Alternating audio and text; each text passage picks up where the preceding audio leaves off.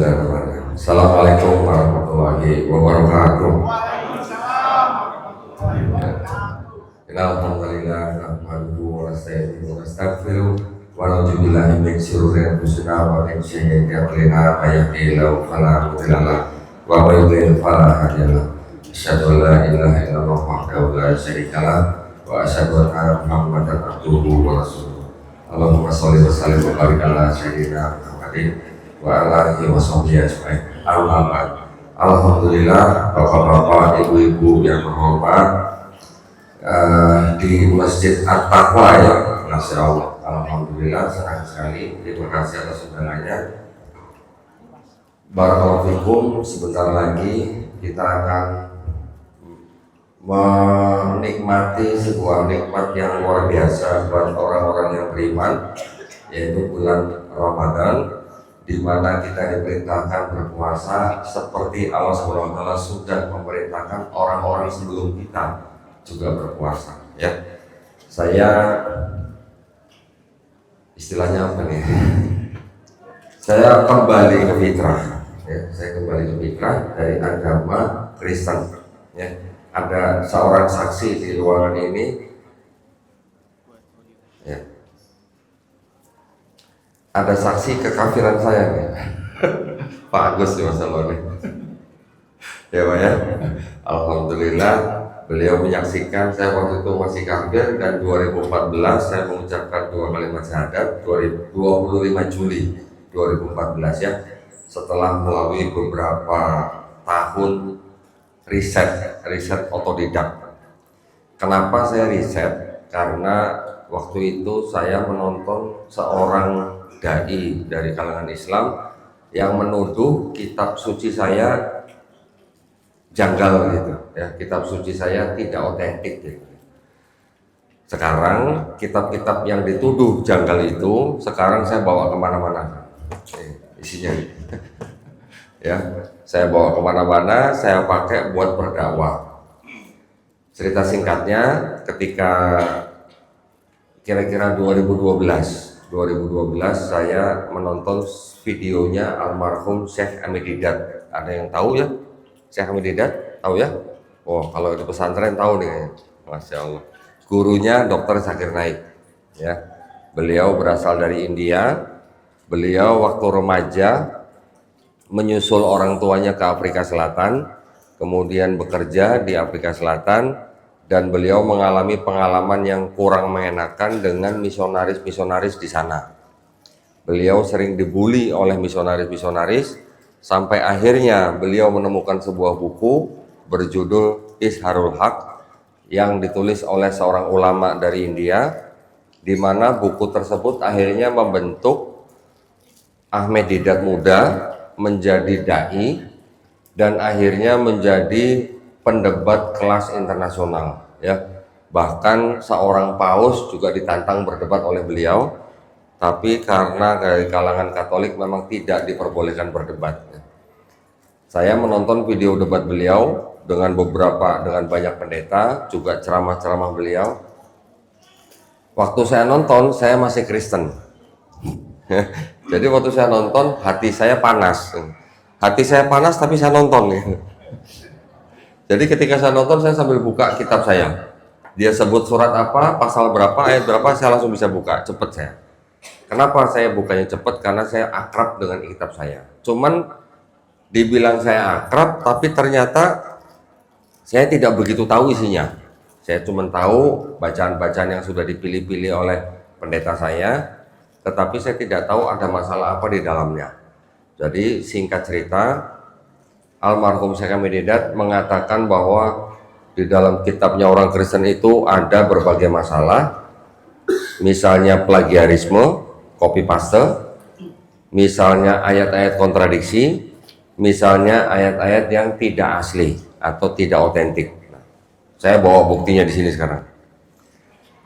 Ketika saya mendengarkan tuduhan-tuduhan ini, akhirnya saya melakukan riset, mencari jawaban apa yang dituduhkan itu betul atau tidak. Akhirnya selama kurang lebih 2 tahun, saya mengumpulkan bukti-bukti, dan apa yang dituduhkan oleh almarhum Syekh Hamid Didat ternyata betul Bahkan saya mendapatkan bukti bukan dari kalangan di luar Kristen, tapi buktinya malah dari kalangan Kristen sendiri. Ya, saya akhirnya mengumpulkan berbagai versi Bible, yang mana akhirnya saya baru tahu bahwa Bible saya itu baru satu versi dari sekian banyak versi. Nah ya, ini saya berbicara tentang agama sebelah, agama Kristen. Ini tujuannya ya, ini saya disclaimer dulu nih sebelum saya buka kitab-kitab saya nih. Ya, dalam rangka kita menghadapi Ramadan, saya ingin Bapak Ibu iman dan akidahnya makin kuat, iman dan akidahnya makin tebal, dan kita supaya tidak mudah dimurtadkan. Ya, Bapak Ibu mungkin masih tahu bahwa di Indonesia masih ada upaya-upaya pendangkalan akidah atau upaya-upaya yang disebut dengan kristenisasi. Pernah dengar Pak ya? Masih ada nggak Pak? Kira-kira Pak? Masih ya? Oke. Selama masih ada kristenisasi, maka saya dan teman-teman di Yayasan Garda Mualaf akan tetap melakukan kajian-kajian semacam ini. Ya, kajian semacam ini, kajian perbandingan agama ini, buat kami itu sebenarnya menurut kami sama dengan yang dilakukan oleh Rasulullah bersama sahabat-sahabatnya ketika beliau berhadapan dengan orang-orang Yahudi dan orang-orang Nasrani pada saat itu. Ya, Rasulullah juga mengizinkan sahabat-sahabatnya untuk menyimpan gulungan-gulungan Taurat dari orang-orang Yahudi, di mana suatu saat bisa digunakan ketika beliau berdebat atau mendapat pertanyaan dari kalangan orang Yahudi.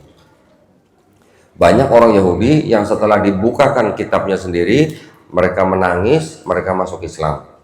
Ya, dan juga Nabi juga ada memerintahkan salah satu sahabatnya yaitu Said bin Sabit untuk belajar bahasa Ibrani supaya bisa membaca kitabnya orang Yahudi.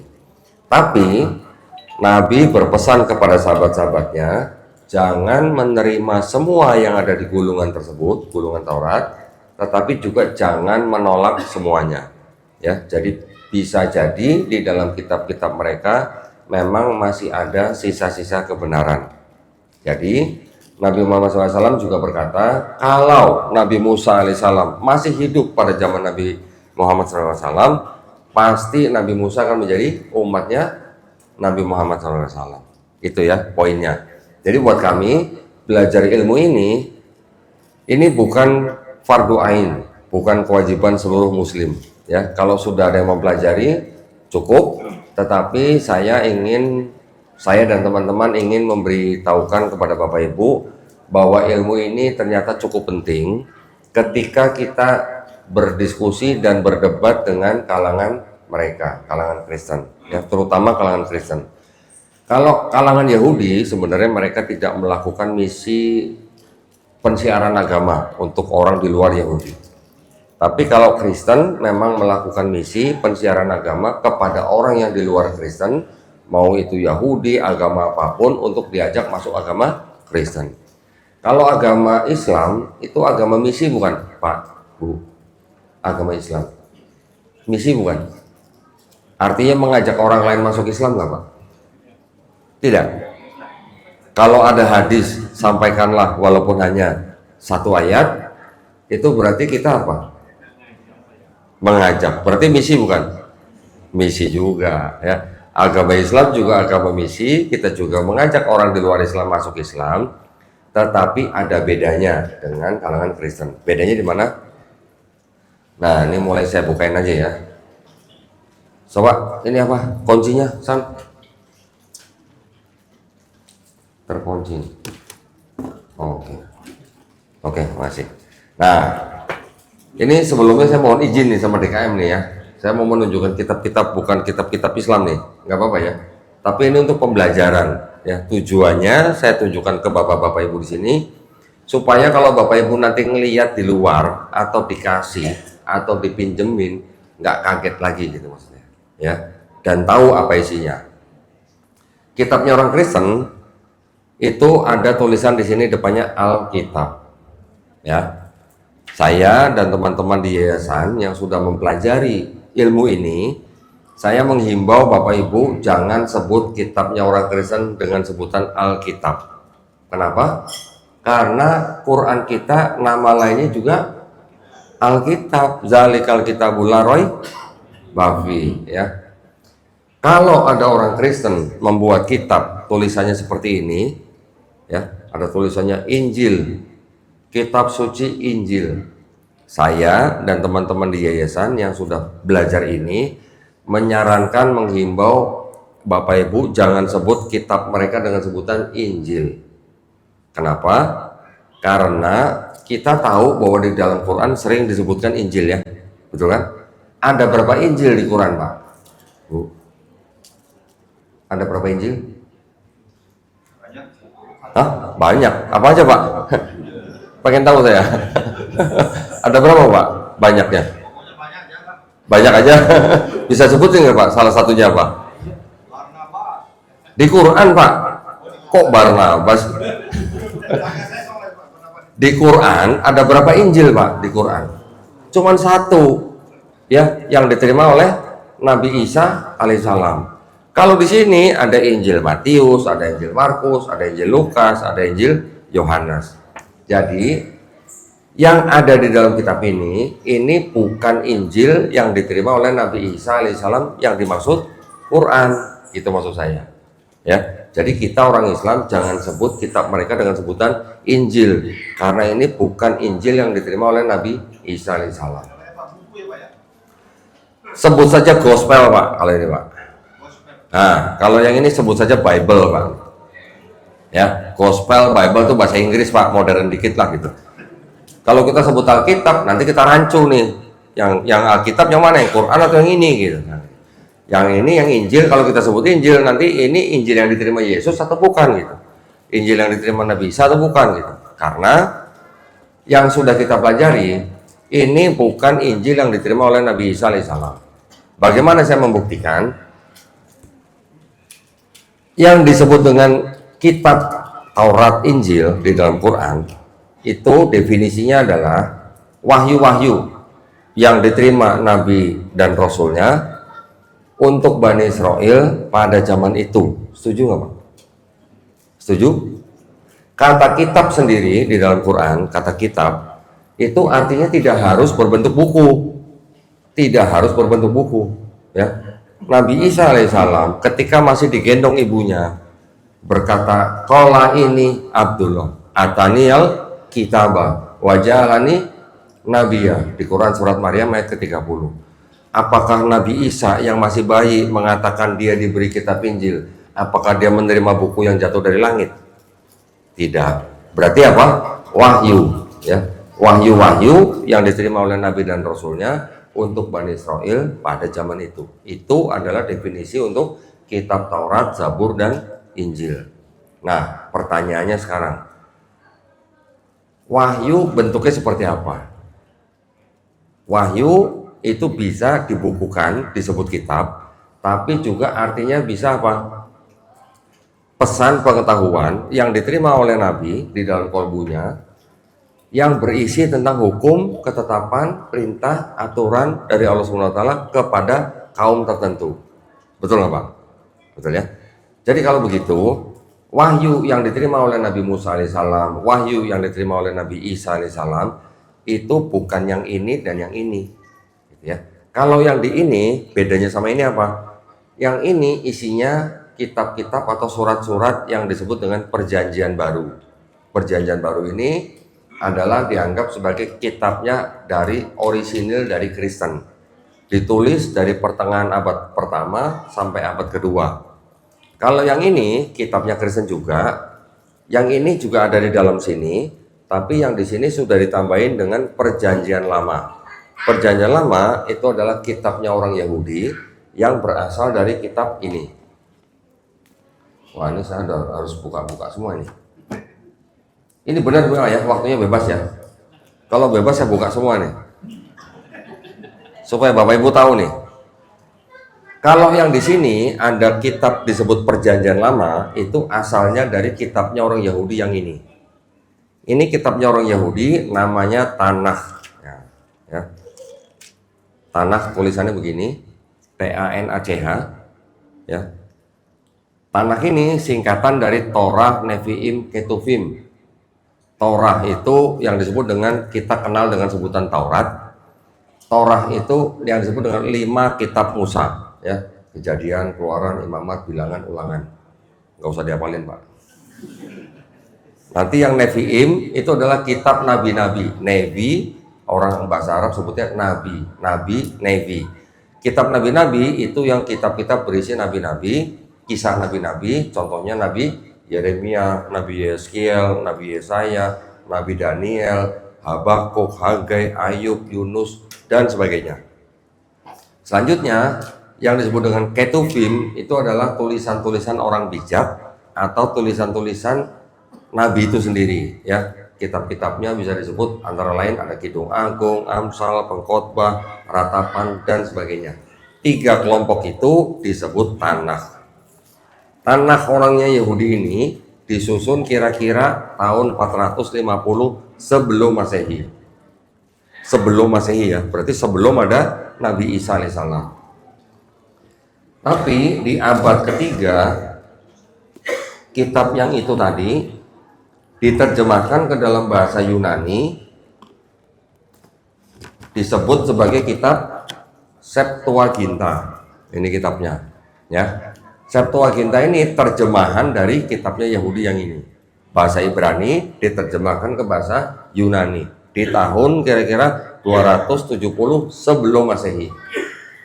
Dan kitab ini beredar terus sampai Nabi Isa diturunkan, sampai Nabi Isa diangkat, bahkan sampai abad keempat ini baru jadi bagian daripada kitabnya orang Kristen, dipakai sama Kristen menjadi perjanjian lama.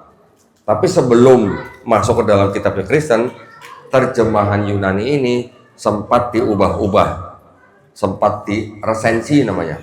Resensi itu artinya apa? Dikritik terjemahannya. Menjadi apa? Menjadi sesuai dengan akidahnya orang Kristen. Ya.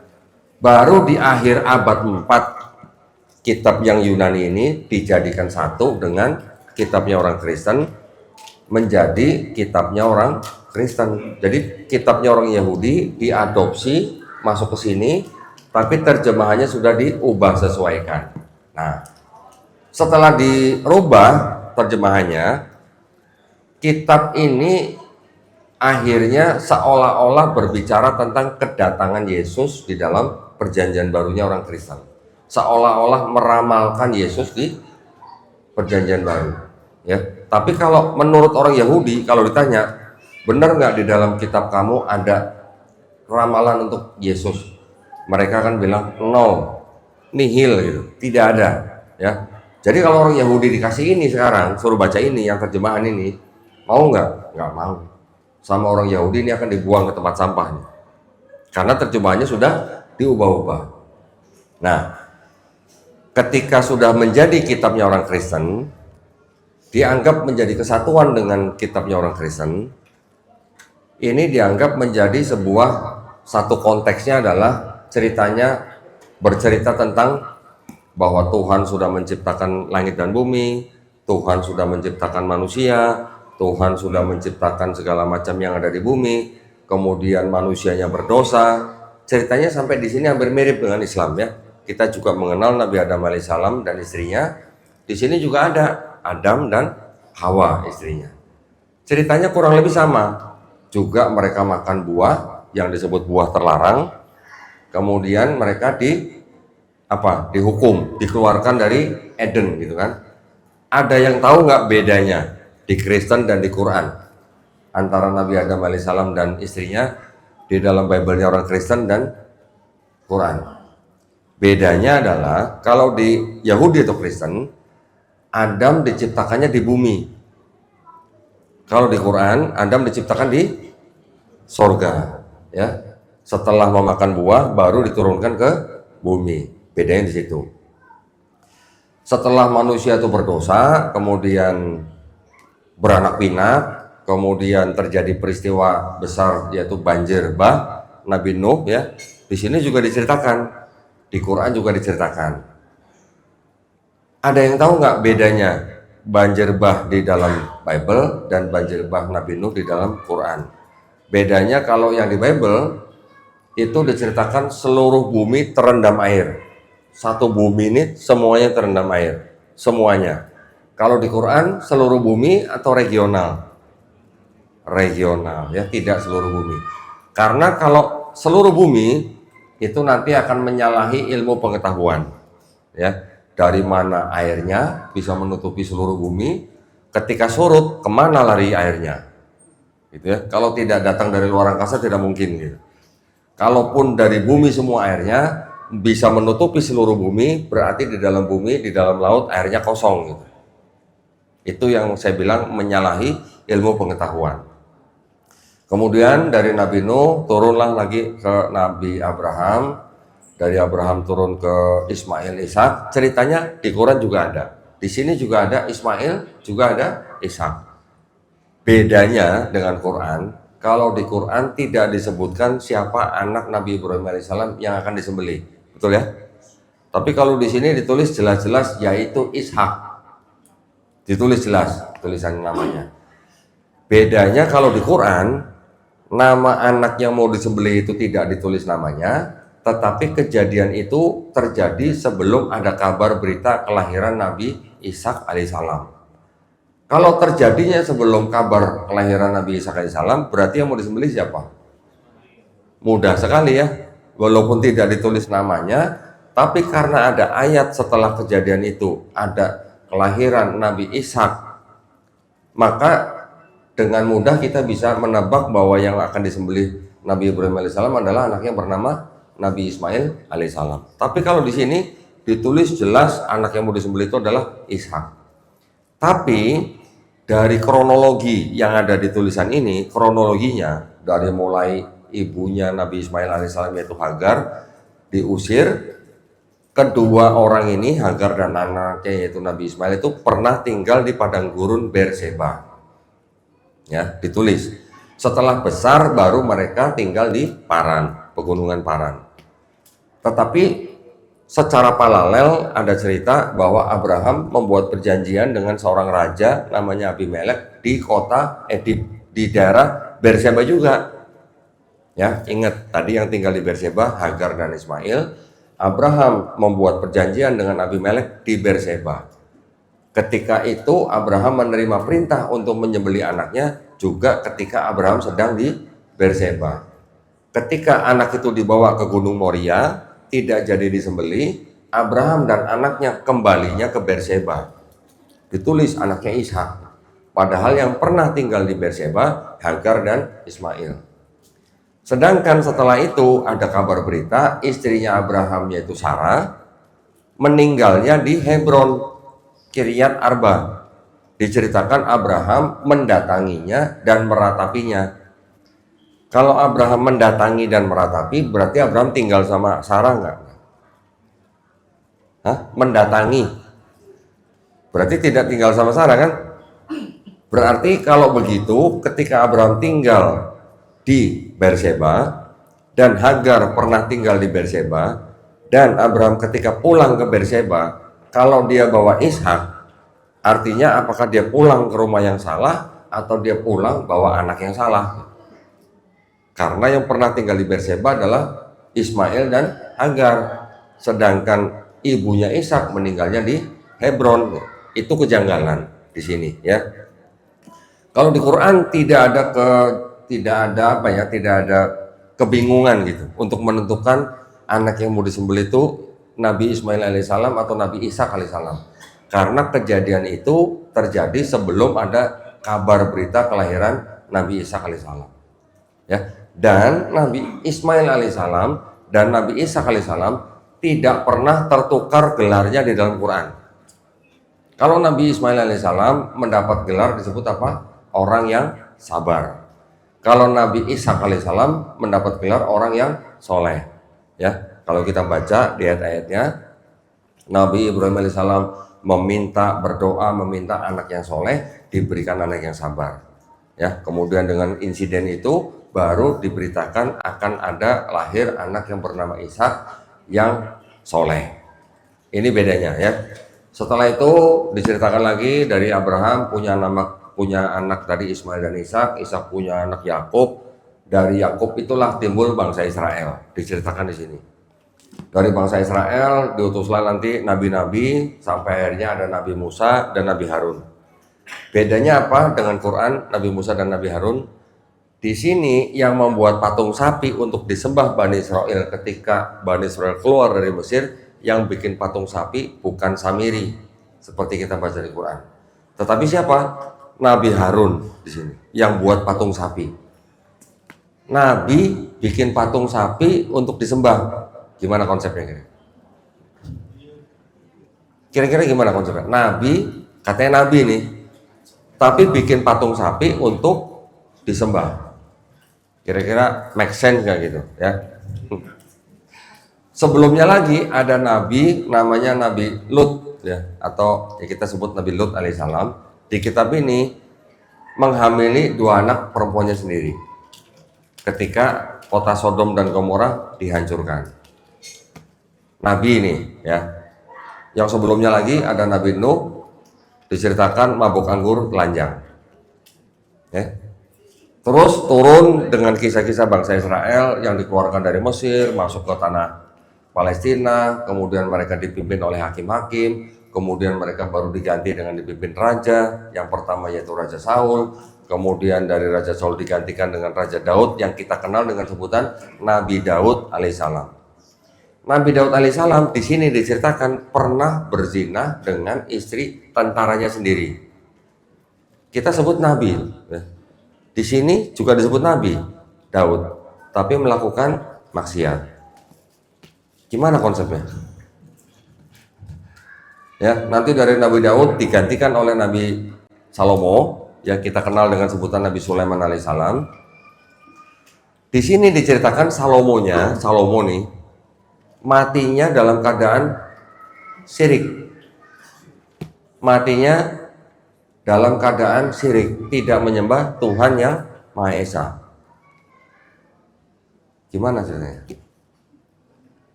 Ya, jadi Bapak Ibu jangan kaget dengar cerita-cerita seperti itu. Maksudnya supaya Bapak Ibu ini tahu nih di dalam kitab ini ceritanya apa aja.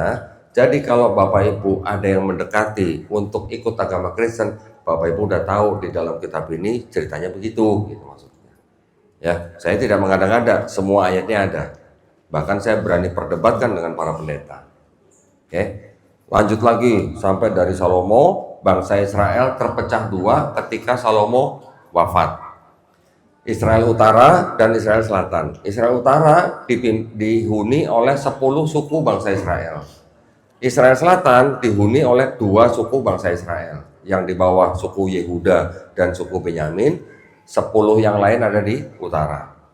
Kira-kira tahun 722 sebelum Masehi, Israel yang utara diserbu oleh Assyria. Ya, atau bangsa Assyria, kemudian dikuasai. Kira-kira tahun 597 sebelum Masehi, Babilonia masuk menyerang Israel Utara, Israel Selatan diserbu dan dikuasai. Kemudian bait suci yang dibangun oleh Salomo, ya kita mengenal dengan Baitul Maqdis, dihancurkan oleh Babilonia, oleh Raja Nebukadnezar kedua. Orang-orang Israelnya diungsikan ke Babel, ke Babilonia. Kira-kira tahun 530-an, bangsa Persia menyerbu Babilonia, mengalahkan Babilonia. Kemudian orang-orang Israel dipulangkan ke Palestina. Kira-kira tahun 516 sebelum Masehi, bangsa Israel diperbolehkan membangun kembali bait suci mereka. Semenjak saat itu disebutlah bait suci yang kedua. Bait suci kedua ratusan tahun sampai Nabi Isa alaihissalam diutus. Waktu itu orang Yahudi punya 4 kelompok. Yang pertama kelompok Saduki, kelompok yang tidak percaya ada kehidupan akhirat. Kelompok Farisi dianggap kelompok yang mengikuti hukum Taurat yang ada di sini. Kelompok Zelot itu adalah kelompok yang memberontak, yang ingin lepas dari penjajahan Romawi.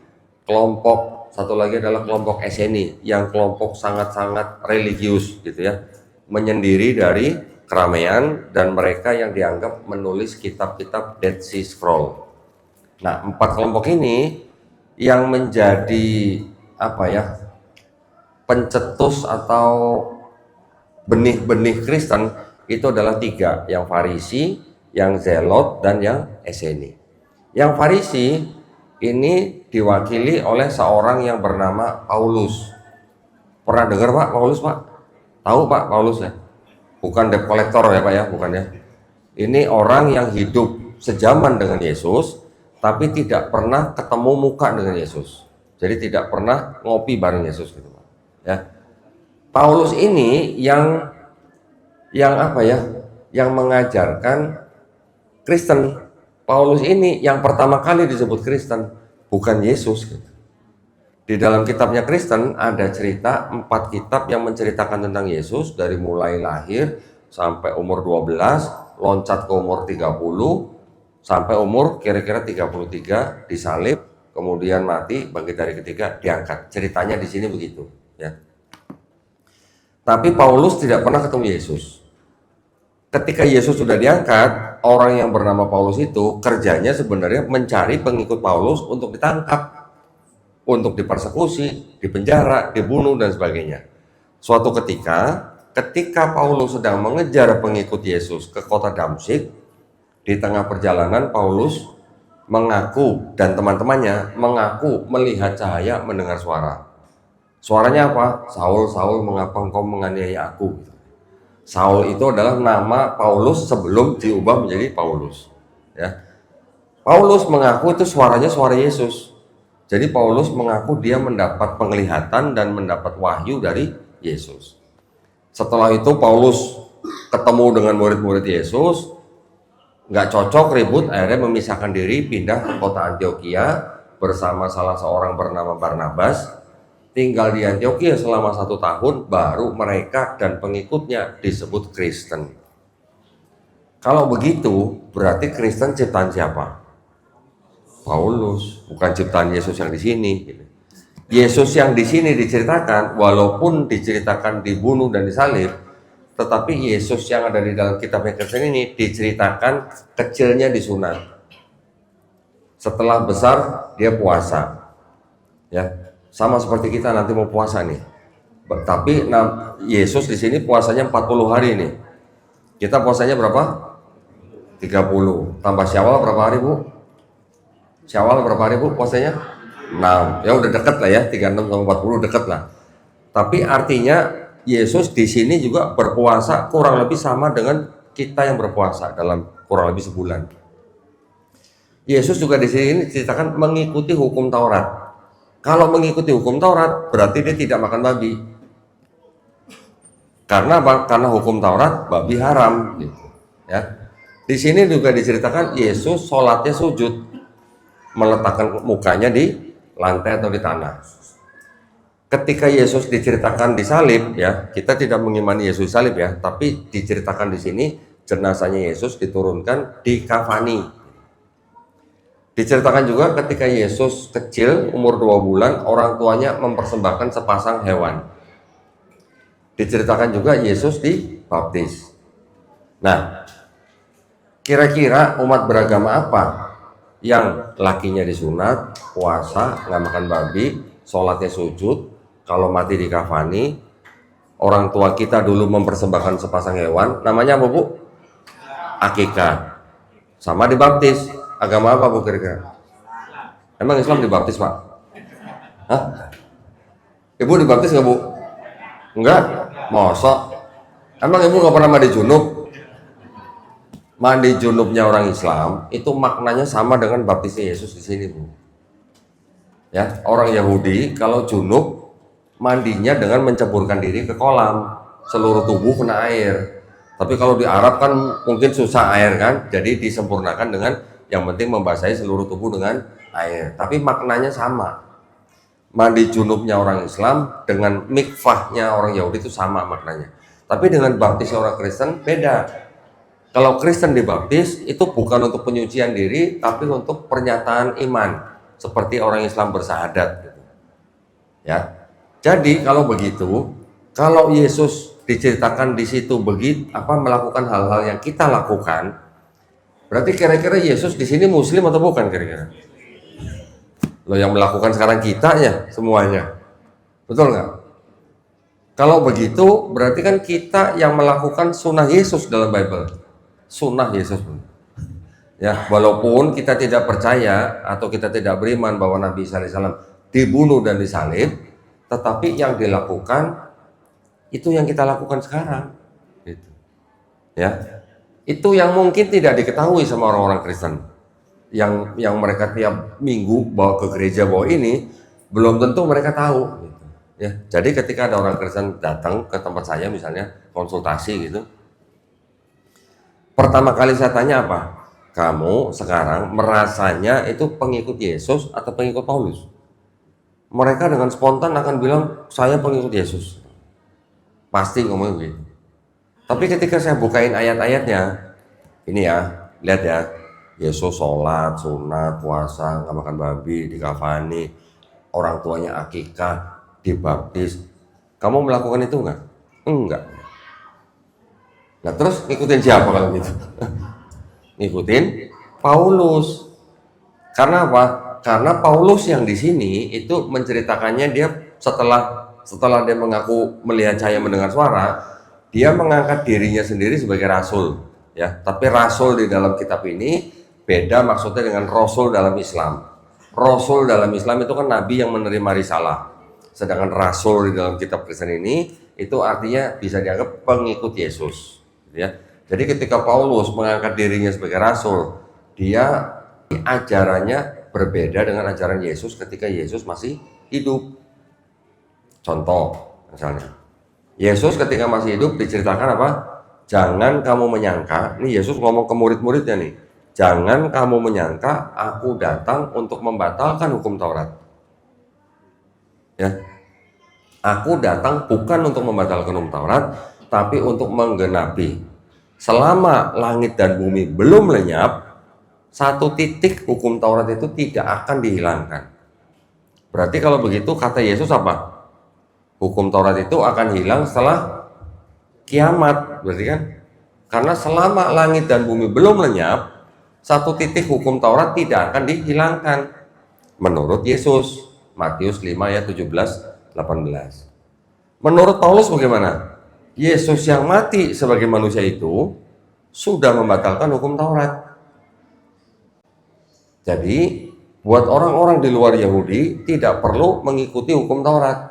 Tidak perlu sunat, tidak perlu puasa, semua makanan halal, kata Paulus gitu. Nah, kalau orang Kristen lakukan seperti itu, berarti kan mereka sebenarnya pengikut Paulus.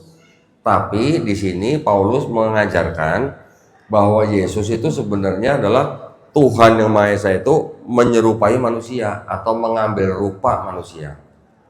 Jadi Paulus juga mengajarkan di Roma pasal 10 ayat 9, kalau mulutmu tidak mengaku Yesus sebagai Tuhan dan percaya dalam hatimu bahwa dia telah dibangkitkan dari antara orang mati, maka kamu tidak akan diselamatkan.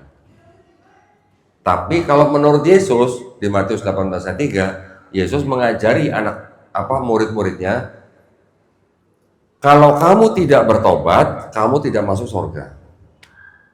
Sama nggak Pak Kira? Beda kan? Ada perbedaan nih. Orang Kristen bilang, tapi Paulus mengajarkan itu kan dia dapat wahyu dari Yesus. Oke. Tradisi Kristen mengatakan Paulus mendapat wahyu dari Yesus. Oke, kita terima nggak apa-apa. Kita tidak boleh protes kalau ada tradisi yang seperti itu. Tapi yang kita bisa bandingkan ajaran Yesusnya sendiri ketika masih hidup sama nggak dengan ajaran Yesus ketika sudah diangkat yang ngajarin Paulus? Kalau tidak sama, kan kita boleh nanya. Kalau gitu Yesus ketika hidup itu lupa ngajarin murid-muridnya atau dia pelin-pelan kepada Paulus? Karena ajarannya beda gitu maksudnya. Ya. Kalau kita bisa membedakan hal seperti ini, baru orang Kristen sadar. Oh iya ya, beda ya. Berarti kamu sekarang pengikut siapa? Pengikut Paulus. Baru ngaku dia. Pengikut Paulus, penyembah Yesus gitu maksudnya. Sedangkan kalau kita telusuri lagi, yang diajarkan oleh Yesus di sini dengan kalimat kalau kamu tidak bertobat, kamu tidak masuk surga, itu sejalan dengan ajaran nabi-nabi yang ada di dalam perjanjian lama ini. Jadi walaupun di sini ceritanya nabi-nabi bisa berbuat maksiat, tapi ajaran konsep ketuhanan dan konsep keselamatannya itu masih ada kesamaan dengan Islam.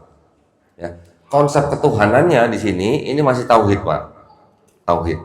Syahadatnya Nabi Musa di sini itu dalam bahasa Ibrani bunyinya Shema Israel, Adonai Elohenu, Adonai Ehad. Shema Israel artinya apa? Dengarlah hai bangsa Israel. Adonai itu nama ganti, kata ganti untuk nama Tuhan. Ya, kalau nama Tuhan kita siapa, Pak? Allah. Ya. Kalau orang Yahudi nama Tuhannya itu ada 7, Pak. El, Eloh, Eloah, Elohim, El Shaddai, Yod, He, Vav, He, dan Zebaot. 7 nama ini yang paling suci yang nomor 6 tadi ini, yang Yod, He, Vav, He. Ya, YHVH tulisannya. Hurufnya 4 huruf. Disebut tetragramaton. 4 huruf ini tidak boleh disebutkan oleh orang Yahudi. Orang Yahudi nggak boleh sebutin. Orang Kristen menciptakan sebutan Yahweh.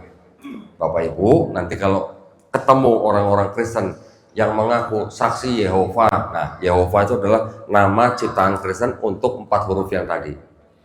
Orang Yahudi mengganti nama itu dengan sebutan Adonai atau Hashem. Kalau Adonai bahasa Yunani itu Adonai bahasa Ibrani itu artinya kira-kira Rob kalau bahasa Arab. Kalau Hashem itu artinya kalau bahasa Arabnya Al-Ismu itu, sang nama, ya. Jadi syahadatnya Nabi Musa itu Adonai Elohenu, Adonai Ehad. Tuhan kita, Tuhan itu Esa. Mirip nggak, Pak, dengan Qul huwallahu ahad? Mirip, ada ahad, ada ehad, ya. Terus kemudian di sini juga mengajarkan konsep ketuhanannya. Tuhan itu besar, langit yang mengatasi segala langit tidak dapat memuat Tuhan, gitu, ya. Tuhan itu maha tahu di sini tuh. Tuhan itu bukan anak manusia, bukan manusia. Mirip nggak, Pak, dengan lam yalid walam yulad di Quran surat Al-Ikhlas ayat ketiga. Mirip. Ada lagi nanti di Keluaran 9:14 dikatakan tidak ada yang serupa dengan aku di bumi. Mirip nggak, Pak, dengan walam yakulahu kufuwan ahad. Mirip, ya. Jadi konsep ketuhanannya di sini juga tauhid, tidak menyekutukan kepada siapapun. Konsep keselamatannya juga ternyata sama dengan yang diajarkan Yesus di kitab Kristen. Yesus mengajarkan kalau tidak tobat tidak masuk surga. Di sini diajarkan anak tidak dapat menanggung dosa ayahnya. Ayah tidak dapat menanggung dosa anaknya. Yang berdosa itu yang harus mati. Orang yang fasik, orang yang berbuat dosa secara terus-menerus, kalau dia bertobat, dia masuk surga. Orang yang berhenti berbuat kejahatan, belajar berbuat kebaikan, mengendalikan orang kejam, mengusahakan keadilan, membela hak anak yatim, memperjuangkan perkara janda-janda, kalau dia punya dosa semerah kirmizi atau semerah kain kesumba, akan dibuat putih seperti bulu domba atau seperti salju. Artinya kalau bertobat diampuni dosanya. Sama nggak, Pak, dengan Islam? Di Islam kita kalau mau dapat surga gimana? Bertobat, beriman, beramal soleh. Quran surat Ali Imran ayat 132 sampai 136. Nanti silakan ibu-ibu kalau mau baca boleh, ya. Kata-katanya semuanya mirip. Kalau mau dapat surga yang luasnya seluas langit dan bumi, yang disediakan bagi orang yang bertakwa, yang berinfak di waktu yang lapang dan waktu yang sempit, segeralah mencari ampunan Tuhanmu. Taatlah kepada Allah dan Rasul supaya kita diberi rahmat. Kurang lebih begitu, ya. Narasinya mirip dengan ini. Jadi konsep ketuhanan Yesus dan konsep keselamatannya di dalam nabi-nabi yang di dalam Yahudi sama. Tapi ketika Paulus bilangnya apa? Mulutmu harus mengaku Yesus sebagai Tuhan, baru selamat. Itu yang membedakan, ya. Paulus juga menciptakan ide baru bahwa setiap manusia sudah punya dosa waris namanya. Dosa warisan gitu, Pak, maksudnya. Warisan kok dosa warisan tanah gitu ya harusnya. Paulus nih ajarannya nih. Ada dosa yang dibuat oleh istrinya Adam yaitu Hawa, yang mana dosa itu sudah menjalar kepada setiap keturunan Adam. Jadi karena manusia sudah berdosa, tidak bisa bersatu kembali dengan Tuhan, makanya Tuhan harus menurunkan anaknya untuk apa? Untuk mati di atas kayu salib, menebus dosa manusia. Itu ajaran Paulus. Ya. Kalau di Islam, setiap manusia bisa berdosa nggak Pak? Bisa. Tetapi sabda Nabi apa? Sebaik-baiknya orang yang berdosa adalah orang yang bertaubat. Sama nggak konsepnya dengan di sini? Sama. Orang fasik yang bertobat dan melakukan ketetapan di situ misalnya Allah gitu, dia akan hidup. Dia akan masuk surga.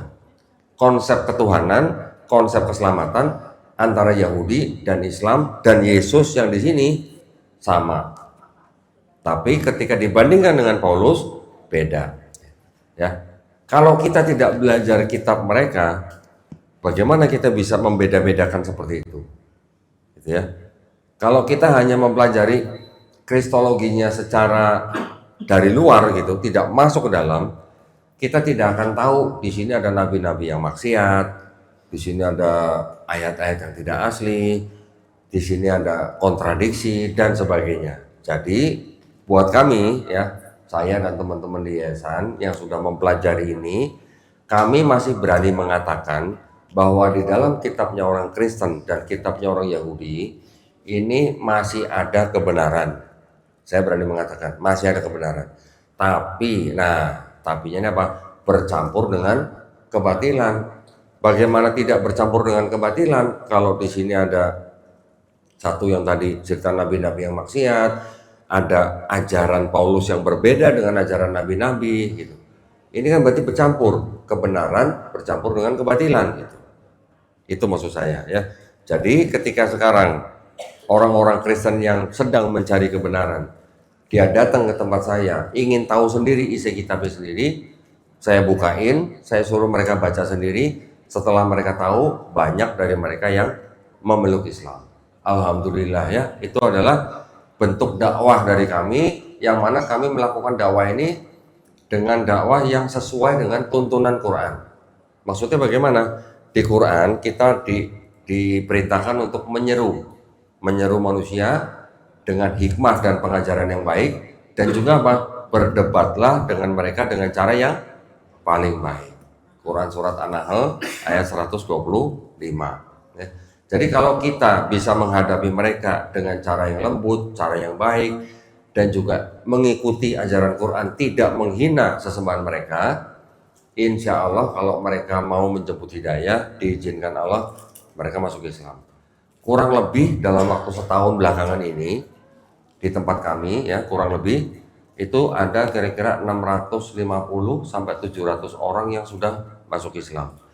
Tetapi kalau Bapak Ibu nonton channel saya, itu belum semuanya ditayangkan gitu ya. Jadi mungkin ada kira-kira hampir 100 orang datang konsultasi berjam-jam, bahkan ada yang datang sampai 5 kali masuk Islam tapi belum bisa ditayangkan karena mereka masih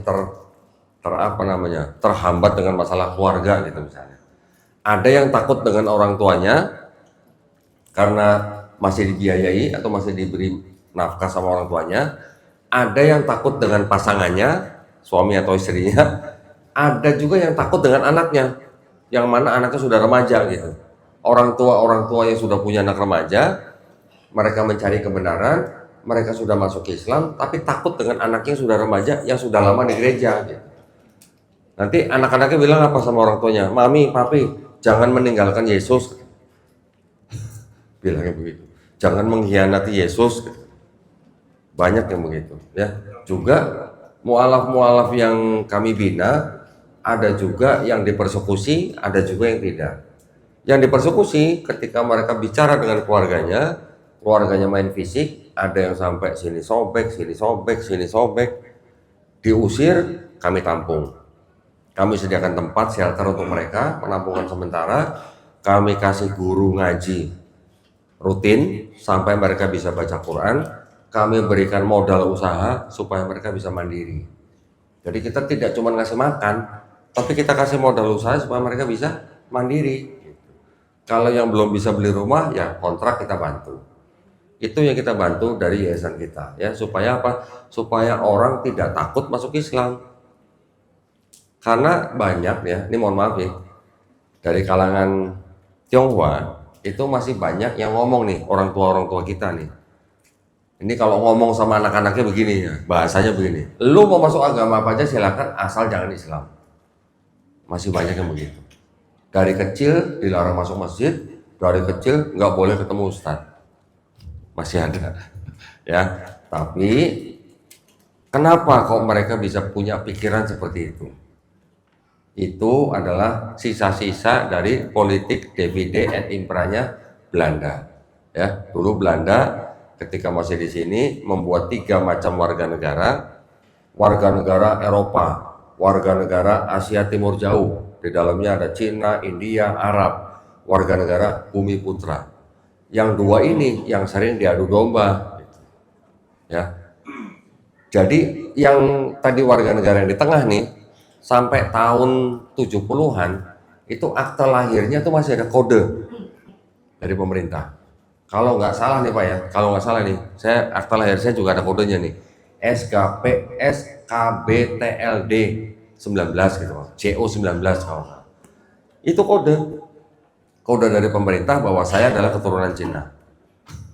Sampai begitu ya, itu peninggalan Belanda. Yang sekarang setahu saya nggak ada. Nah jadi itulah yang bisa saya perkenalkan, sampaikan pada Bapak Ibu bahwa ilmu ini adalah ilmu yang boleh dikatakan di dalam dakwah Islam mempunyai peran. Ya. Perannya artinya dalam arti apa?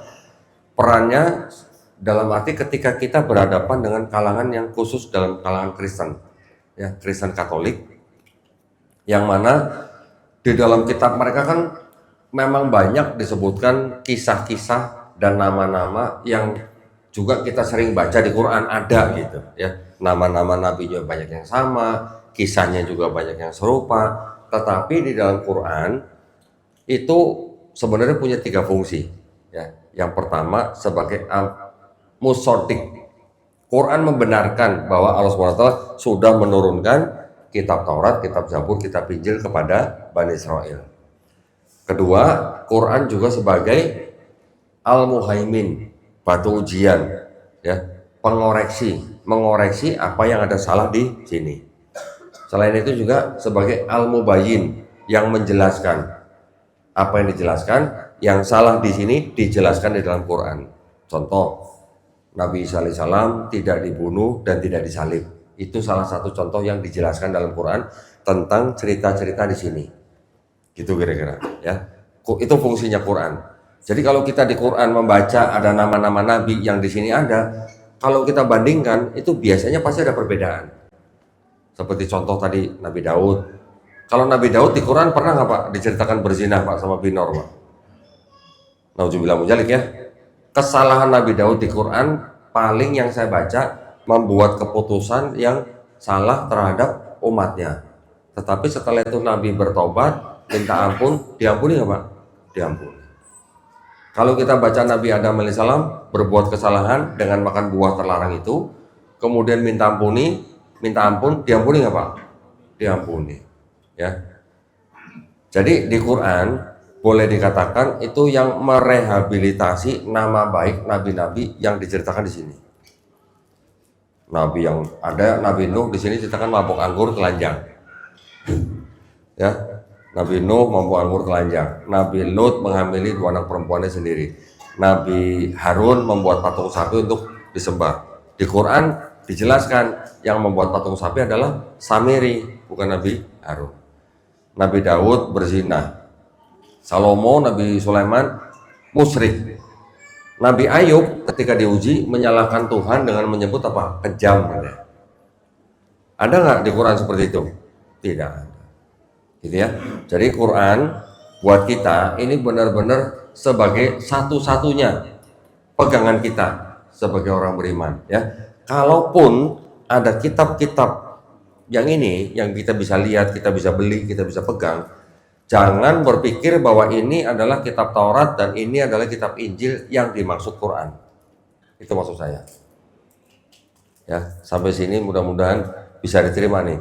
Karena tadi saya sudah buktikan Yang ini bukan tulisan Nabi Musa alaihissalam, yang ini juga bukan tulisan Nabi Isa alaihissalam. Yang ini disusun 450 sebelum Masehi, Nabi Musa hidupnya abad 15, abad 14 sebelum Masehi. Bedanya hampir 1000 tahun sama ini. Lagi pula tulisan huruf-huruf Ibrani pada zaman Nabi Musa beda dengan huruf Ibrani yang ada di sini. Huruf Ibrani yang ada di sini ini adanya baru abad 9 sampai 7 sebelum Masehi. Disebut sebagai Ketaf Asyuri.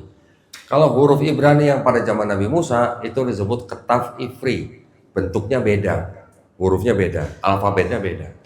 Ya.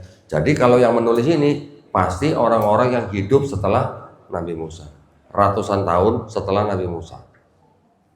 Yang ini juga tidak ditulis oleh Yesus. Kenapa? Karena kitab-kitab ini ditulis kira-kira paling cepat 30 sampai 35 tahun setelah Yesus tidak ada.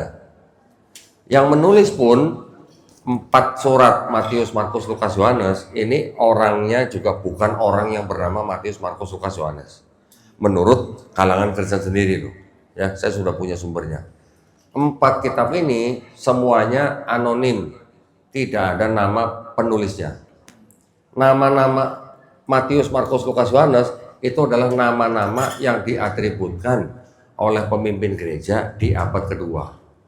Yang pertama oleh Santo Papias 130 Masehi, yang kedua Santo Irenaeus 180 Masehi. Jadi nama Matius, Markus disebut Santo Papias tahun 130 Masehi, Matius, Markus, Lukas, Yohanes disebut oleh Santo Irenaeus 180 Masehi. Jadi bagaimana ceritanya kalau ini disebut Injil, ini bukan Injil yang diterima Nabi Isa alaihissalam yang disebut dalam Quran, itu maksud saya. Ya, jadi saya ingin menyamakan persepsi dengan Bapak Ibu di sini. Jangan sebut ini Alkitab, jangan sebut ini Injil, dan ini bukan Taurat, Injil yang dimaksud oleh Quran. Ya, saya memberikan penjelasan tentang semua ini. Tujuannya tidak lain tidak bukan adalah supaya Bapak Ibu tahu dan juga untuk membentengi iman dan akidah umat Islam dari upaya pemurtatan dan upaya-upaya pendangkalan akidah. Ya, itu tujuan kami. Jadi kalau nanti Bapak Ibu ada misalnya mau tanya tentang ini, saya dengan senang hati akan menjawab. Nah, satu lagi, kenapa saya beberkan ini? Ini juga untuk membuktikan bahwa Quran benar. Kok bisa begitu? Di Quran misalnya, Quran surat Al-Baqarah ayat 79. Celakalah mereka yang sudah mengubah-ubah firman Allah, ya, mengubah-ubah. Sedangkan dari kalangan mereka sendiri mengakui bahwa ada ayat-ayat yang ditambahkan, disisipkan, dipinjamkan, pinjam tapi nggak dibalik-balikin gitu. Ya, ada di sini catatannya, ya. Nah, sekarang untuk pembuktian nih, kayak pesulap merah nih pembuktian nih. Ya, pesulap merah pernah datang ke tempat saya. Dia mau membuktikan katanya, kalau kitab mereka ada yang tidak asli. Silahkan saya buka pembuktian gitu.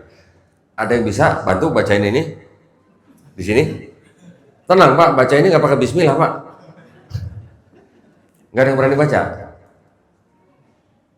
Nggak ada, beneran? Masya Allah, alim semua nih berarti ini.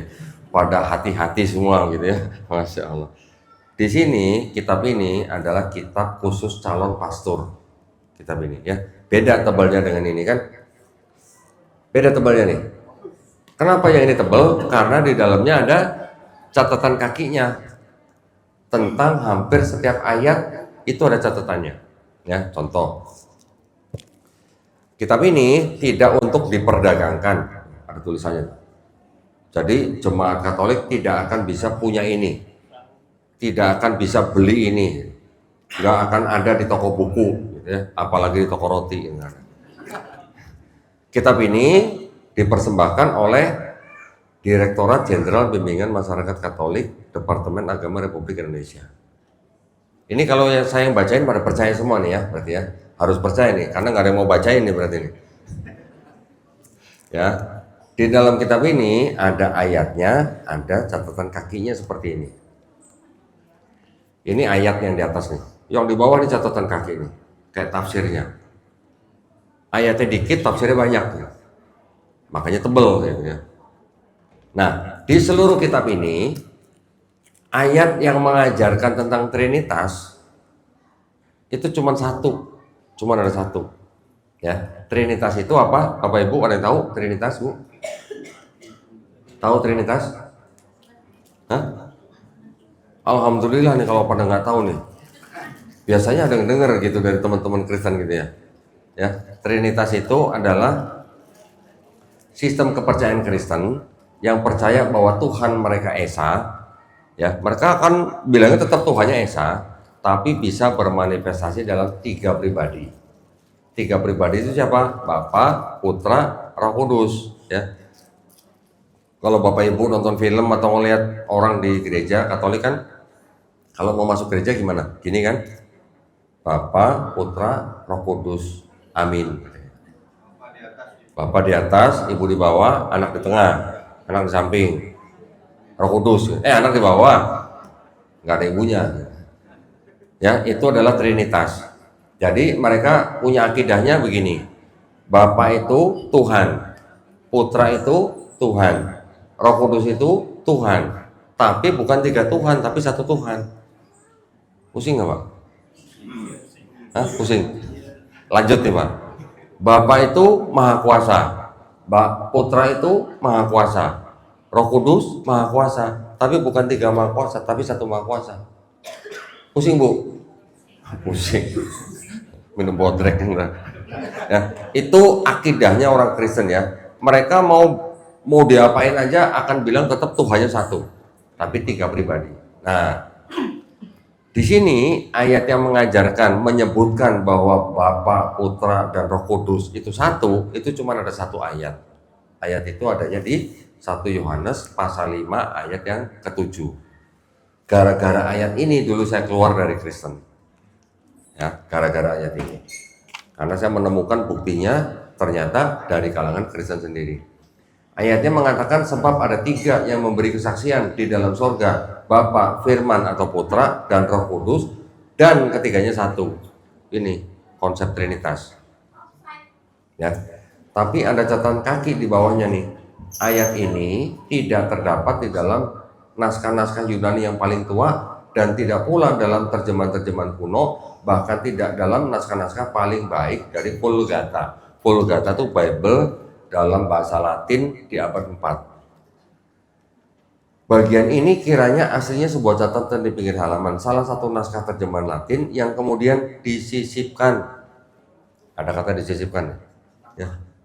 Hah? Kalau bahasa sininya disisipkan tuh bahasa daerahnya apa Pak? Diselipkan gitu. Diselipkan juga bahasa Indonesia Pak. Bahasa daerahnya apa? Disempilkan. Ya, disisipkan ke dalam naskah-naskah oleh penyalin dan akhirnya bahkan disisipkan ke dalam beberapa naskah Yunani. Karenanya bagian ini pasti tidak asli. Saya ulang Pak ya. Karenanya bagian ini pasti tidak asli. Ngomong, yang ngomong. Nah, makanya Bapak percaya sama saya nggak nih? Kalau nggak ada yang bacain nanti sangkain saya ngarang nih. Ada yang mau baca nggak? Buat bukti ini bahwa yang saya baca bener nih. Oh nggak ada yang pada nih, ya sudah nggak apa-apa. Berarti harus percaya sama saya berarti kan. Di video-video saya sering ini saya foto, saya tampilkan. Ya, yang nonton video saya pasti akrab dengan ayat ini dan catatan kaki ini. Kalau di Islam kan kita memahaminya buku seperti ini kan ini makhluk ya, betul ya, makhluk ya. Ini kan karena ciptaan manusia nih, makhluk. Makhluk ini, wah sering dipakai buat orang Kristen menjemput hidayah. Karena orang Kristen yang baca ini macam-macam reaksinya, ya. Ada anak pendeta laki-laki, ketika saya tunjukkan ini, begitu dia baca, dia cuma diem aja. Lama diemnya, ada 5-10 menit ada diem aja. Saya diemin aja. Setelah itu saya tanya, gimana Mas? Ini pamungkas nih kok. Dia ngomong gitu. Nanti ada lagi perempuan Katolik setelah baca ini, habis baca diem sama dia ditutup, dia begini, dia nangis. Saya sih ngeri air matanya kena di sini gitu maksudnya. Dia nangis di atap kitab ini cukup lama nangisnya. Setelah itu saya baru tanya, Mbak kenapa nangis? Berarti selama ini saya dibohongin gereja ya kok? Lah bukan saya ngomong ya, yang ngomong ini kok saya bilang tidak asli gitu kan. Tapi yang seperti itu tidak mau ditayangkan Pak. Keluarganya keras gitu. Karena dari Nusa Tenggara Timur, tahu sendirilah. Banyak yang begitu ya. Jadi ini sudah jadi ibaratnya udah jadi pusaka saya gitu. Ini yang dulu saya cari, saya dapat buktinya, saya keluar sendiri dari Kristen, sekarang saya bisa pakai untuk berdakwah. Ustadz Abdul Somad, Tuan guru kita aja berani baca ini, masa bapak-bapak nggak berani sih? Ya, bulan Oktober tahun lalu ya, saya ke Pekanbaru, Masya Allah, diajak podcast oleh Tuan Guru Ustadz Abdul Somad, bahkan diajak tablik akbar di Masjid Raya Provinsi. Saya minta tolong Ustadz Abdul Somad baca ini. Ketika Ustadz Abdul Somad baca, di sebelah kanannya Kapolda. Ya, tapi kan ini kan ilmiah, ada bukunya, ada dokumennya. Tidak mau nyalain siapa, kalau mau tuntut ya tuntut yang bikin buku ini. Maksud saya gitu. Ya, jadi kira-kira gitu yang bisa saya sampaikan nih. Mudah-mudahan bermanfaat ya buat Bapak Ibu. Mudah-mudahan kita semuanya dijaga dan dilindungi Allah Subhanahu wa taala dan terhindar dari upaya-upaya pendangkalan akidah dan pemurtadan ya. Saya kembalikan mungkin kepada DKM, ada yang mau tanya jawab silakan.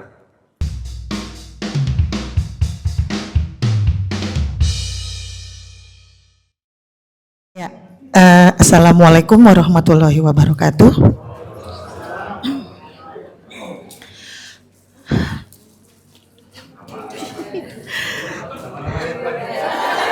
Jadi berdiri. Ya, Bapak sebelumnya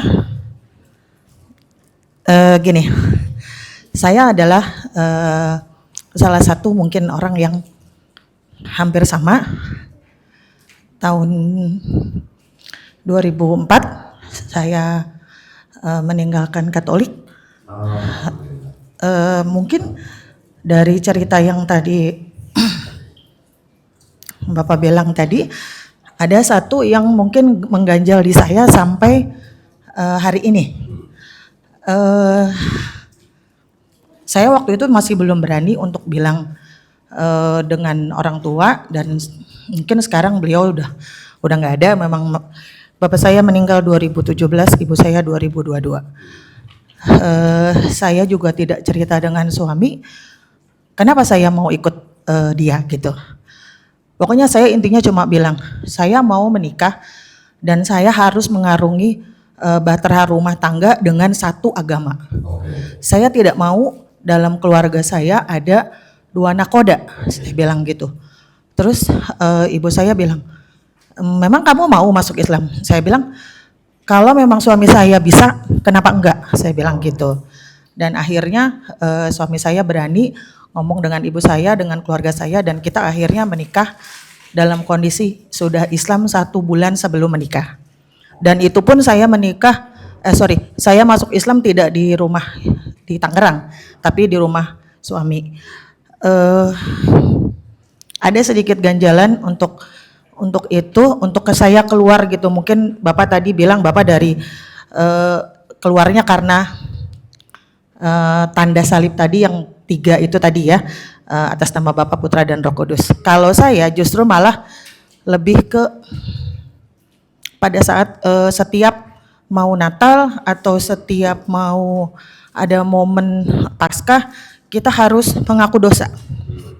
Nah itu mungkin yang ganjalan sampai saya sekarang.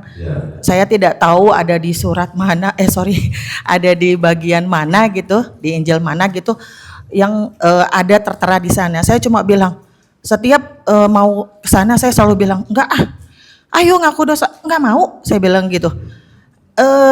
Emang kamu manusia yang tidak pernah berdosa? Saya bilang, iya saya berdosa. Berdosa dalam arti tidak terlalu parah, karena menurut saya gini, kenapa sih orang harus mengaku dosa dengan dengan yang ada di kotak gitu, yang saya juga tidak tahu siapa ya di sebelah kotak saya gitu. Gitu. Mungkin itu aja yang ganjalan khas saya bahwa saya itu akhirnya mengikuti suami saya itu dengan semoga dari perjalanan itu dari 2004 ke sini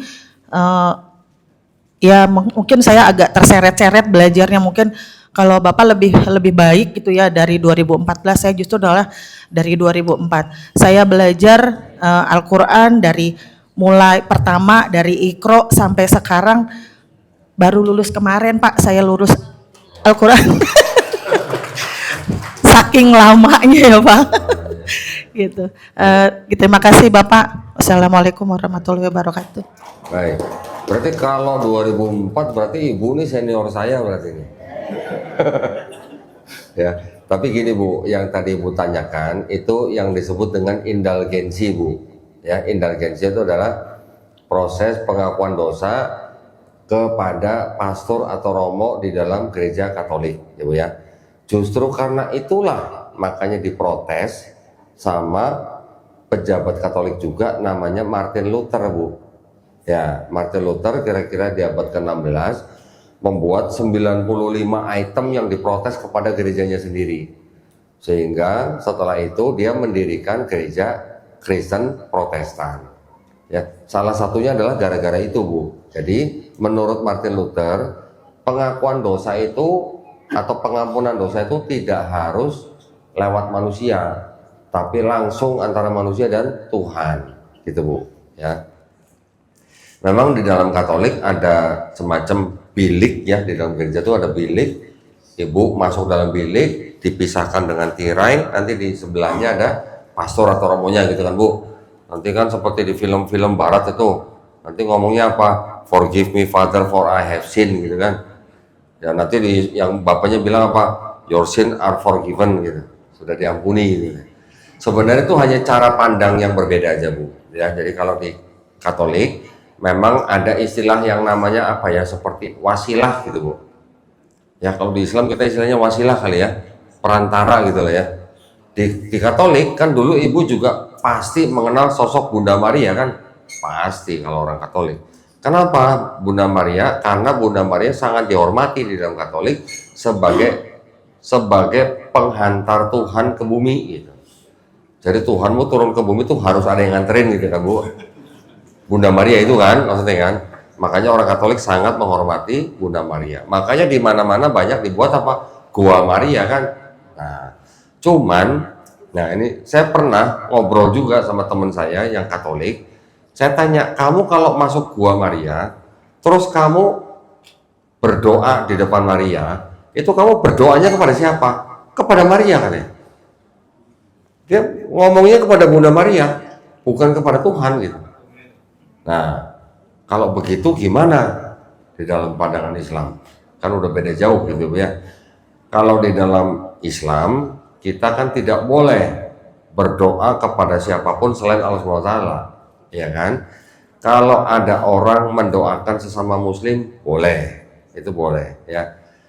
Nanti istilahnya kita juga di akhirat nanti akan merindukan syafaat daripada baginda Nabi Muhammad SAW. Itu boleh. Tetapi bukan berarti kita berdoanya kepada Nabi Muhammad kan, bukan begitu maksudnya gitu. Tapi kalau di Katolik tadi kan berdoanya kepada Bunda Maria.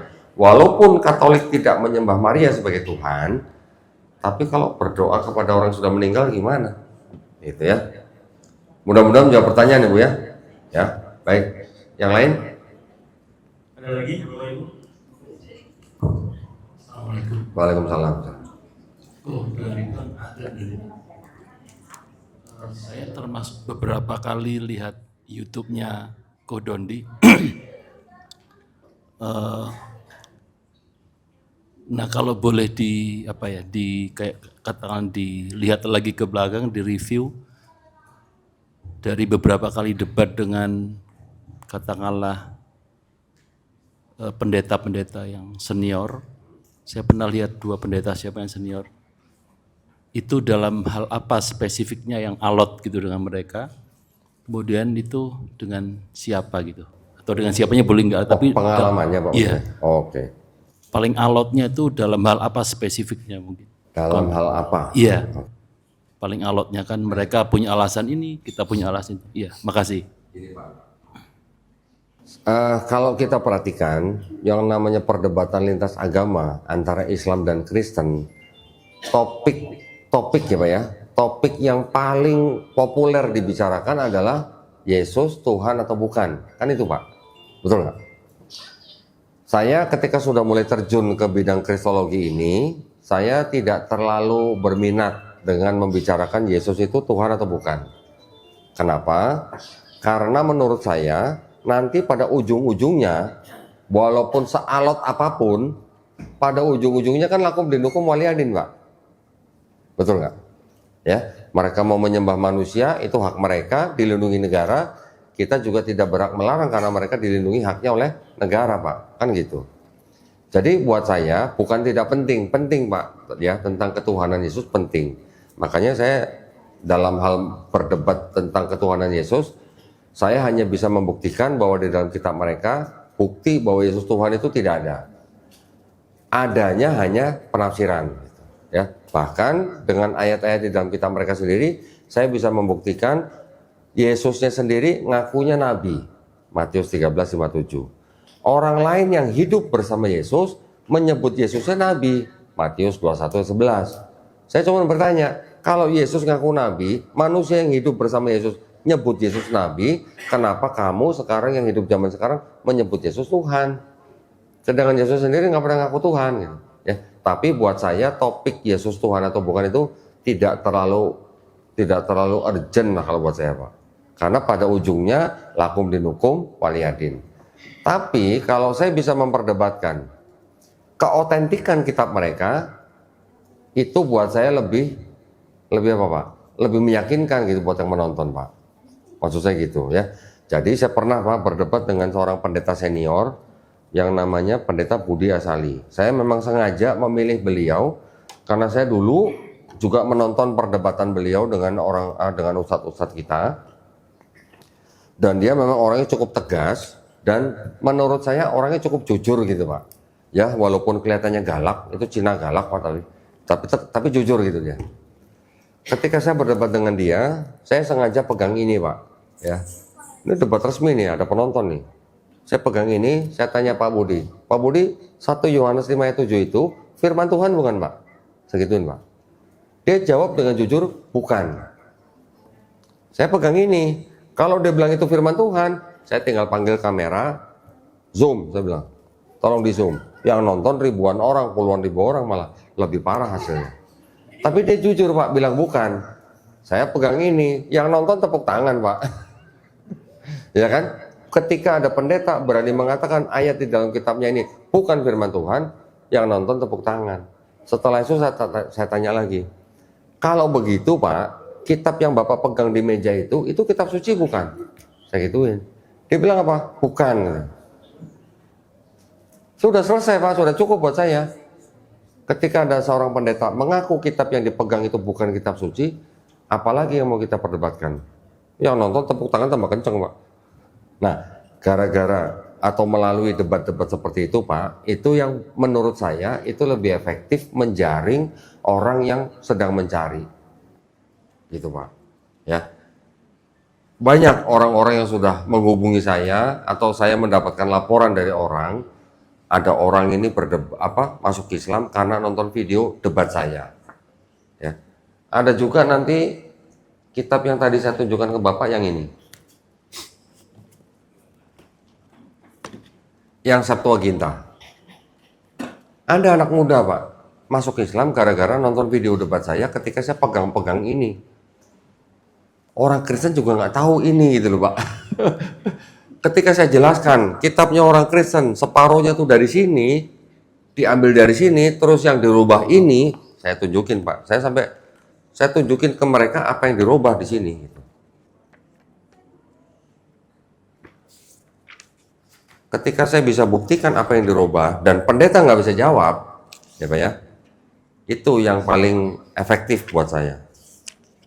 Biasanya pasal 14 ayat ke. Saya tandain sampai di sini Pak. Ayat ke 7 nih.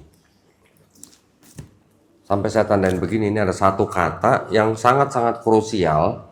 Ini yang diubah oleh orang-orang Kristen di abad keempat dan sampai sekarang dijadikan dalil oleh orang Kristen bahwa inilah nubuat atau ramalan buat Yesus yang paling kuat. Gitu.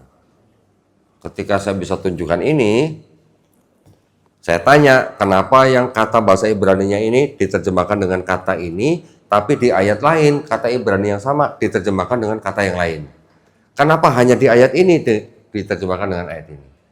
Tidak ada pendeta bisa jawab. Kalaupun bisa jawab juga jawabnya muter-muter gitu. Ya, sambil marah-marah. Bahkan pernah saya tunjukkan kitab yang ini, pendeta ngelihat, apa itu bukan terjemahan bahasa Indonesia, buang gitu. Lah padahal di seluruh dunia yang lebih banyak yang terjual yang itu, bukan yang bahasa Indonesia.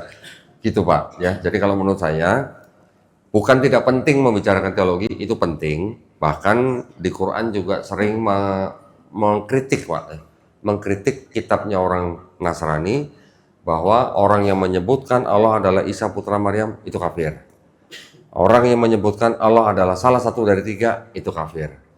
Quran surat Al-Maidah ayat 72-73. Tetapi pembuktiannya malah saya pakai kitab mereka sendiri. Kalau saya pakai Quran ke pendeta, saya tunjukin Quran surat Al-Maidah 72-73, mereka nggak percaya dengan Quran, gitu kan? Tapi kalau saya tunjukin kitab ini, ayat ini pasti tidak asli. Pakai pasti loh. Kalau pasti tidak asli, kata lainnya apa? Dia cuma nanya gitu. Ya, kalau orang sudah tahu bahwa ada ayat yang tidak asli di dalam sebuah kitab, berarti bagaimana bisa disebut ini sebagai kitab suci? Itu aja. Suci artinya apa sih? Gitulah. Jadi saya hanya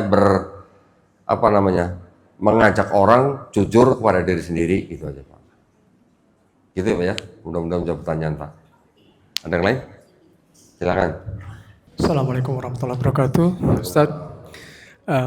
Saya ingin tahu konsep yang kita pahami di Islam itu kan ada konsep Dajjal ya. Lanjut, untuk yang di kitab mereka atau di Yahudi khususnya itu seperti apa perbedaannya atau adakah persamaannya konsep Dajjal? Kedua, saya pernah membaca terkait perbandingan agama di mereka itu ada yang namanya Melkisedek gitu kan. Dua hal itu mungkin Ustaz. Yang ketiga mungkin sekarang kan sedang ada ramai dengan Epstein file gitu kan. Katanya konon ada, mohon maaf, gereja satanik dan lain sebagainya itu. Tiga hal itu mungkin penjelasannya. Terima kasih. Assalamualaikum warahmatullahi wabarakatuh. Baik, saya bukan orang yang mengikuti berita file Epstein. Tapi kalau mengenai gereja setan itu dari dulu memang sudah ada.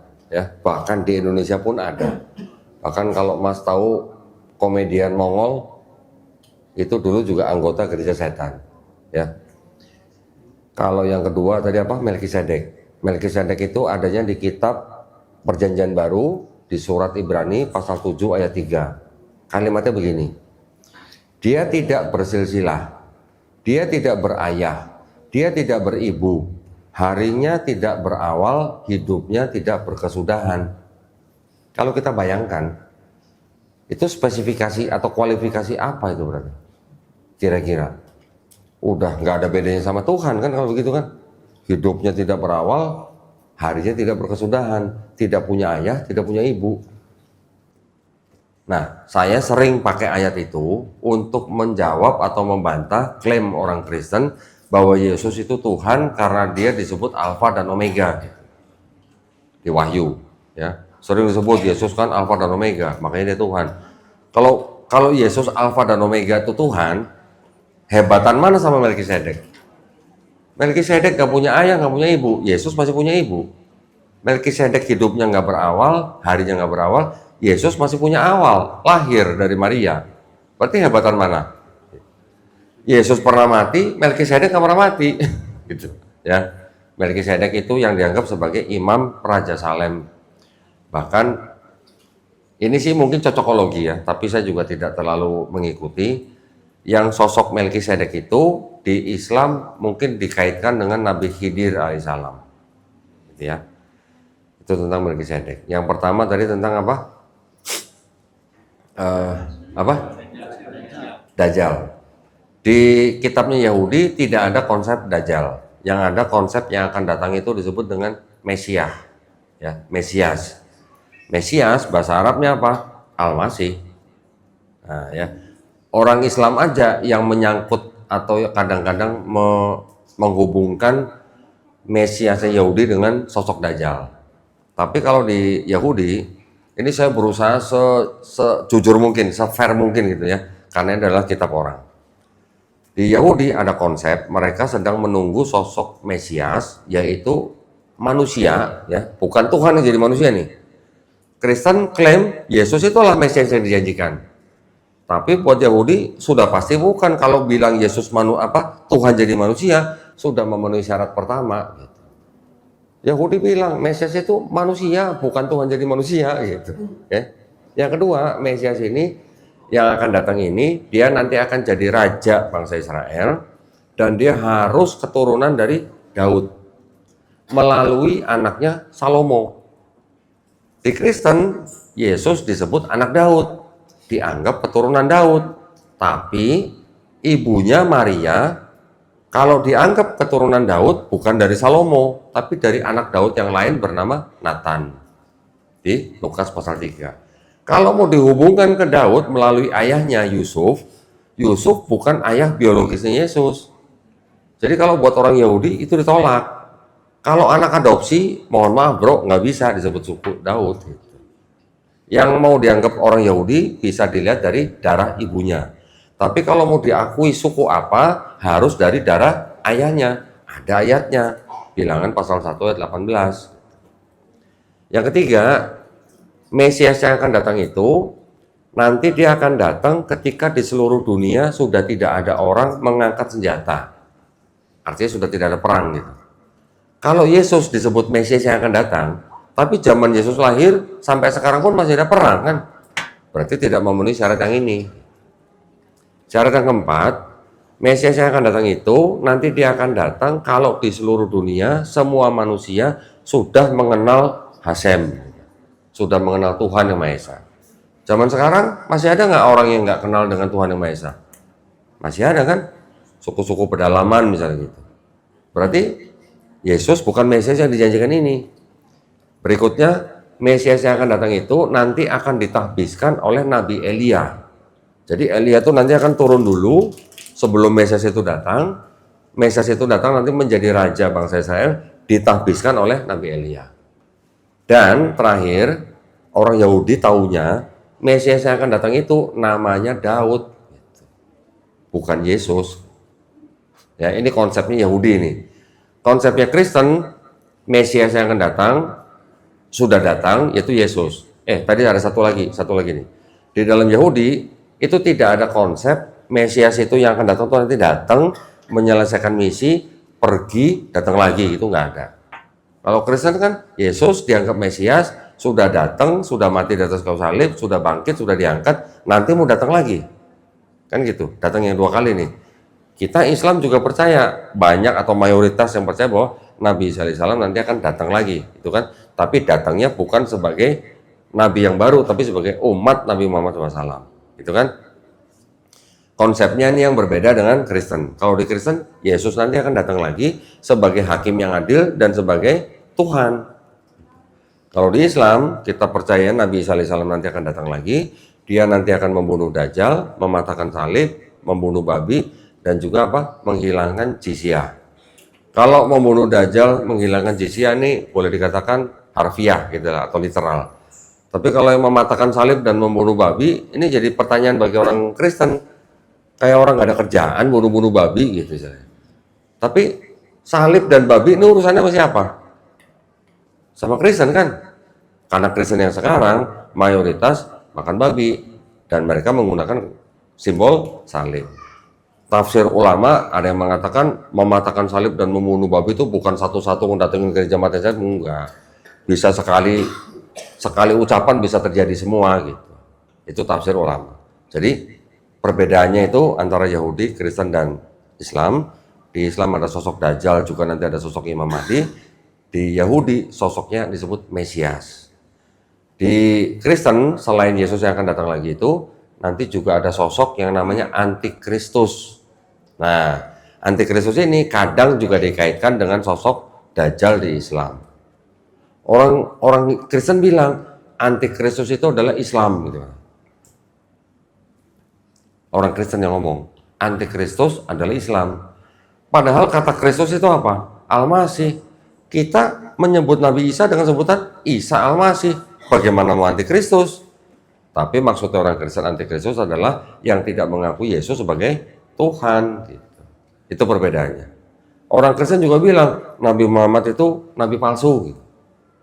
Orang Kristen yang ngomong. Kalau orang Yahudi ngomongnya apa? Nabi Muhammad itu Nabi, tapi bukan untuk orang Yahudi. Gitu. Ya, rabi-rabinya ngomong begitu. Bahkan ada rabi yang ngomong Nabi Muhammad itu adalah Nabi pembuka jalan datangnya Mesias. Itu nanti katanya. Tapi kalau Kristen, karena mereka punya sosok namanya Paulus, mereka sebut Nabi Muhammad adalah Nabi palsu. Saya jawabnya atau kita jawabnya gimana kalau dituduh seperti itu? Kalau bapak-bapak yang tidak belajar kristologi, bapak-bapak kan hanya bisa menjawab dari perspektifnya orang Islam. Nabi Muhammad SAW itu bukan Nabi palsu karena Quran dan segala macam, ya kan? Tapi kalau saya yang sudah baca kitab mereka, saya bisa perbandingkan. Apa Nabi palsu itu? Standarnya apa nih? Standarnya Nabi palsu kan berarti ajarannya harus beda dengan Nabi sebelumnya. Itu yang disebut Nabi palsu kan? Kita bandingkan ajaran Yesus dengan ajaran Nabi Muhammad SAW untuk urusan ketuhanan dan keselamatan sama nggak? Sama, ketuhanan dan keselamatannya sama. Kalau untuk urusan misalnya syariat mungkin berbeda karena tujuan Nabi diutus kan beda-beda juga tujuannya dan kepada kaumnya juga beda-beda. Syariatnya bisa berbeda-beda. Masalah nikah atau apa itu mah tidak ada yang bisa dibandingkan gitu kalau syariatnya beda. Tapi kan yang paling penting yang disebut dengan seorang nabi itu kan yang membawa pesan tentang konsep ketuhanan dan konsep keselamatan kan gitu. Sekarang bandingkan Yesus dan Paulus, ajaran ketuhanan dan keselamatannya sama atau beda? Udah jelas beda, ayat-ayatnya semua bisa saya kasih. Kalau beda, yang nabi palsu ini yang Nabi Muhammad SAW atau Paulus? Kalau dibandingkan dengan Yesus gitu maksud saya. Dengan ayat-ayat jelas mudah. Kalau bilang standarnya nabi palsu itu adalah yang ajarannya berbeda dengan nabi sebelumnya, berarti yang berbeda Paulus, ya berarti yang palsu nabi. Yang berarti yang palsu yang Paulus. Mudah gitu jawabnya. Kalau belajar kristologi. Ya, mudah-mudahan menjawab pertanyaan. Cukup atau ada lagi? Cukup? Alhamdulillah. Subhanaka Allahumma wa bihamdika asyhadu an la ilaha illa anta astaghfiruka wa atubu ilaik. Saya juga mohon maaf kalau ada kata-kata saya mungkin kurang berkenan. Ya, mohon dimaafkan. Yang salah datangnya dari saya, yang benar dari Allah Subhanahu wa taala. Dan saya berdoa mudah-mudahan kita semuanya dilindungi dan dirahmati Allah Subhanahu wa taala dan kita dijadikan golongan manusia yang beriman dengan apa yang sudah diturunkan Allah Subhanahu wa taala melalui rasulnya, dan insya Allah kita dijadikan golongan manusia yang menjadi saksi keesaan Allah Subhanahu wa taala. Ya. Saya pamit, wabillahi taufiq wal hidayah. Wassalamualaikum warahmatullahi wabarakatuh.